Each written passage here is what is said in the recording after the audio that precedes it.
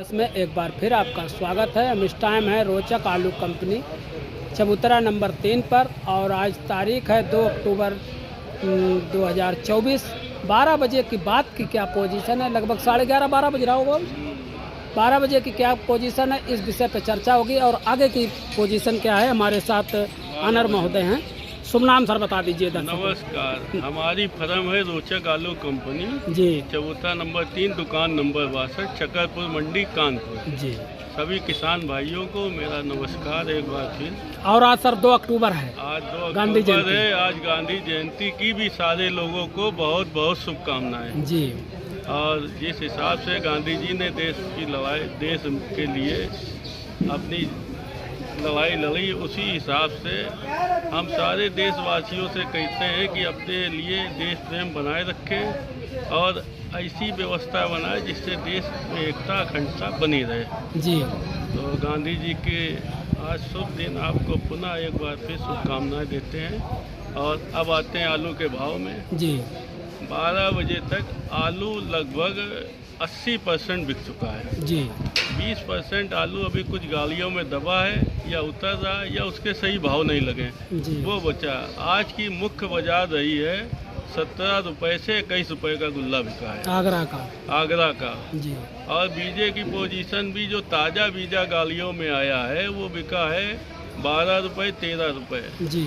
और जो एक आध बहुत मोटी बीजा है तो वो अलग 14 तक बिका है। जी। और तुम्हारे हालैंड भी बिके 25-26 रुपये के। और 22 रुपये 23 रुपये का बिका है कंचन। 23-24 की सिंदूरी बिकी है। चिपसोना 23-24 का बिका है। इस हिसाब से लगभग आलू के सब भाव स्थिर हैं कल के हिसाब से। लेकिन बाजार में आज थोड़ा नर्वस है क्योंकि आज आमदनी करीब 50-60 गाड़ी की है। अब तेजी का तीसरा दिन भी है, इस वजह से थोड़ा बहुत तो अप डाउन होगा ही। और नवरात्र की जो बिक्री होती है 1-2 दिन पहले, वो भी लगभग ख़त्म है। तो इस वजह से किसान भाई अभी ज़्यादा लोडिंग ना करें, अभी 2-4 दिन कम आमदनी भेजें ताकि मार्केट पिटने ना पाए, गिरने ना पाए और भाव स्थिर रहे। भाव स्थिर के लिए आमदनी ज़्यादा की नहीं ज़रूरत है, कमी की ज़रूरत है। इस वजह से व्यवस्था बनाए रखने के लिए, जैसे 2-3 बार मार्केट ऊपर उछाल मारने के बाद नीचे चला आया, तो इस बार वो पोजीशन ना खड़ी हो, स्थिर है। अगले हफ्ते से कलाई चालू हो जाएगी, फिर आप लोग 100-150 गाड़ी कानपुर मंडी में भेजेंगे, वो भी बिक जाएगी जी। उसका भी पता नहीं चलेगा कहाँ चली गई। इस वजह से इस हफ्ते को बहुत आप बनाए रखें, थोड़ा संयम धैर्य से काम लें। धैर्य बनाए रखिए, कम आमदनी भेजें ताकि भाव स्थिर रहे जी। और आगे चल के आपका बीजा भी 14-15 रुपये का धड़ल्ले से बिकेगा और गुल्ला भी 21-22 का बिकेगा और लगभग गीला बिकने लगेगा जी। इस वजह से आप थोड़ा संयम बनाए, भाव मद्दा नहीं होगा। और अगर ज़्यादा आमदनी भेज देंगे तो फिर वहीं चला आएगा 18 रुपये, 17 रुपये, 15 रुपये। इस वजह से 21-22-20 का भाव बनाने के लिए आमदनी कम रखिए ताकि व्यवस्था बनी रहे। आपका कहने का मतलब है 8 दिन के बाद गड़ाई युद्ध स्तर पर चालू हो जाएगी और जब गड़ाई चालू हो जाएगी तो भाव और टाइट होने के चांस हैं। भाव टाइट होगा क्योंकि मांग ज़्यादा बढ़ जाएगी ना। जी। कानपुर मंडी में अगर 50-60 गाड़ी उस समय आएगी तो भाव हो जाएगा 24 रुपये का जी। अभी तो केवल खाने में जा रहा ना, इस वजह से अभी खाने में जा रहा। इस वजह से लेने वाला थोड़ा भाव लेने में दिक्कत करता है जी। आज भी बीजे का भाव 13-14 का है। जब गलाई का समय आएगा तो गुल्ले के भाव के नज़दीक बिकेगा। जैसे गुल्ला आज हम 22 का बेचते हैं तो बीजे का भाव भी 17-18 का हो जाएगा अगर गुल्ले का यही भाव रहा स्थिर।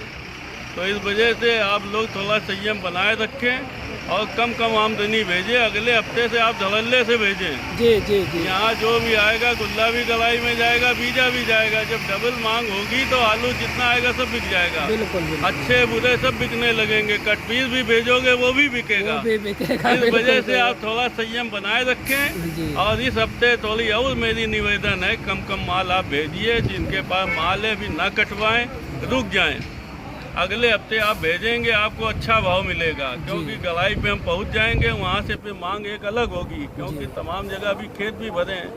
वहाँ पे माल अभी लग नहीं पा रहा, थोड़ा किसान वेट कर रहा। आगे भी बता रहे छिटो फुटो बारिश का अनुमान, जी। तो किसान सब देख के ही रिस्क लेगा। अच्छा सर, बिहार में जो बाढ़ आई है उसका कुछ असर देखने को मिलेगा क्या? उसका बहुत असर देखने को मिलेगा। अभी तो किसान विस्थापित है, जी। इधर उधर भाग रहा है। जो उसकी फसलें थी वो सब बेकार हो गई हैं, जी। क्योंकि सारे खेत घर सब डूब गए हैं। जी। अब ये जब अपने घरों में पहुंचेगा, सही व्यवस्था में पहुंचेगा, तो वहाँ पे आलू की विशेष मांग होगी। जी जी। और यहाँ तक कि गवर्नमेंट खुद उनको पैकेज देगी, जी जी। आलू मंगा के उनको फ्री में सप्लाई करेगी। बिल्कुल।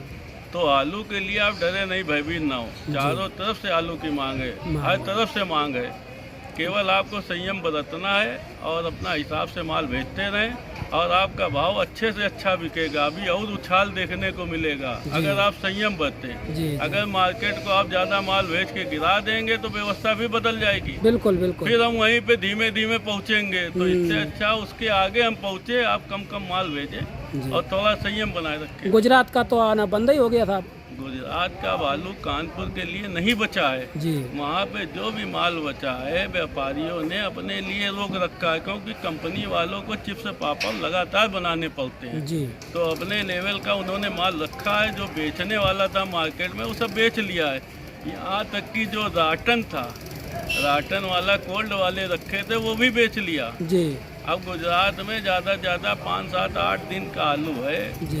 राटन आलू वो खुदे यूपी से मंगाएंगे। जी जी जी। वो यूपी से उल्टा आलू गुजरात जाएगा। इस वजह से चारों तरफ मांग रहेगी, और असम भी जाएगा और तुम्हारे बिहार के कई इलाकों में जाएगा। क्योंकि पश्चिम बंगाल का कोई असर तो देखने को नहीं मिलेगा सर। पश्चिम बंगाल का आलू खुद जा रहा बांग्लादेश। जी जी जी। बांग्लादेश जाने लगा था। असम नहीं सप्लाई कर पा रहा, बिहार नहीं सप्लाई कर पा रहा। बिहार तो डूबा है। जब बिहार जब विशेष मांग करेगा तो ये यूपी का आलू इतना ज्यादा जाएगा कि हम सप्लाई कर ही नहीं पाएंगे। बिल्कुल बिल्कुल। चारों तरफ से मांग एक साथ जब उठेगी तो आलू का भाव आसमान छू जाएगा। इस वजह से आप लोग थोड़ा संयम बनाए रखें और आराम से अपना निकासी करें। आपको आगे और अच्छे भाव मिलेंगे। जी। हमारी आपके साथ पूरी शुभकामनाएं। जी जी जी। इसी के साथ सर, पल्लेदार जो अभी बात कर रहे थे कि जैसे पल्लेदार की मजदूरी कम है, तो इस पे कुछ टिप्पणी करना चाहेंगे? भाई, पल्लेदारों को 5 रुपये मजदूरी मिल रही। यहाँ मंडी का नियम बना है, आवती यहाँ पे 7 रुपये कट्टे के हिसाब से काटता है। अच्छा अच्छा। लेकिन अब उसके और भी खर्च हैं। मुनीम भी रखता है, डंडीदार भी रखता है, दुकान का किराया भी देता है। जी जी। हाँ, अगर कोई व्यवस्था अच्छी बनती है, अगर हमारे अध्यक्ष जी हैं यूनियन के, अगर वो कुछ निर्णय लेते हैं, बढ़ाते हैं, तो लोग फिर व्यापारी पे ठोकेंगे। भाई, आवती के पास अब इतनी कमाई है नहीं ना, कि ना, अपनी ना। जेब से सब छूट भी खत्म हो गई। छूट खत्म हो गई। 10 रुपए कट्टे जो मिलता है वो कटौती में चला जाता है हम लोगों को, जो किसान से मिल रहा है। बाकी यहाँ पे वही तुलाई में जो मिल जाता है। लेकिन उसके बावजूद भी यहाँ तमाम रकमें लोग मारते हैं, तमाम उधारी बिकता है, तमाम व्यवस्थाएं बिगड़ी हैं। इस वजह से यहाँ का सिस्टम अभी बनने में समय लगेगा। यहाँ पे बेईमान पकड़ के लोग बहुत घूम रहे हैं। जी। और एक चीज़ और बता रहे हैं, अगर हमारी बात को तमाम कोल्ड वाले, तमाम व्यापारी, तमाम अच्छे लोग सुन रहे हैं, कानपुर मंडी में अरबों खरबों रुपए मार के तमाम व्यापारी आगरा, सादाबाद और तुम्हारे कन्नौज रीजन में पहुंच गए।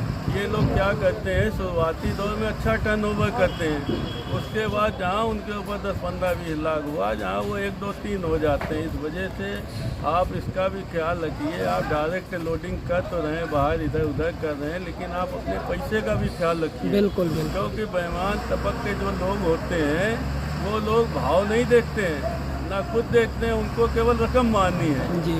उनका कितना नुकसान हो रहा है उससे भी कोई मतलब नहीं है। वो नुकसान केवल आपका करेंगे आखिरी में। जी। जहाँ 10-20 लाख हो जाएगा, जहाँ वो मार देंगे। इस वजह से आलू कहीं से भी आप दे रहे हो किसी भी व्यापारी को, आप अपने पैसे का भी ध्यान रखें। क्योंकि कानपुर मंडी में तो 70-80% लोग बेईमान पकड़ के भाग गए। जी।